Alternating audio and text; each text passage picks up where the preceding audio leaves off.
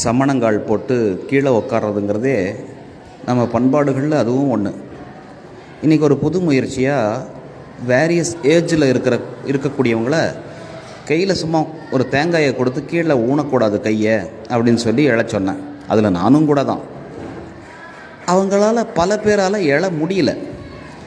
பல பேர் எழுந்தாங்க, சில பேர் தான் எழலை. என்ன காரணம் அப்படின்னா, ஒபிசிட்டி இருக்கிறவங்க கூட எழுந்தாங்க, ஓரளவுக்கு குண்டாக இருக்கிறவங்க கூட எழ முடிஞ்சது. ஆனால் ஒல்லியாக இருக்கிறவங்க பல பேரால் எழ முடியல. என்ன காரணம்னா, கீழே உக்காந்தே பழக்கம் இல்லை, கீழே உட்காந்து சாப்பிட்றதில்ல, கீழே உட்காந்து பேசுகிறதில்ல, எல்லாமே சேரு டைனிங் டேபிள் இப்படி போயிட்டுருக்குது. ஆனால் பாருங்கள், இந்த வீடியோவில் என்ன அழகாக எழுறாங்க, ஒரு சிலரால் எவ்வளவு கஷ்டப்பட்டு எழுறாங்க அப்படின்னு பாருங்களேன். இப்போ அடிப்படையில் என்ன பண்ணணும் அப்படின்னா, கீழே உட்காந்து எழுறது நம்ம ஸ்டூடெண்ட்ஸுக்கும், அதாவது சின்ன குழந்தைங்களுக்கும், வீட்டில் இருக்கிறவங்களுக்கு, பெரியவங்களுக்கு அந்த பயிற்சி கொண்டு வரணும். நம்ம அந்த பயிற்சி கொண்டு வந்துட்டோம்னா ஆரோக்கியம் பெருகும். ஏன்னா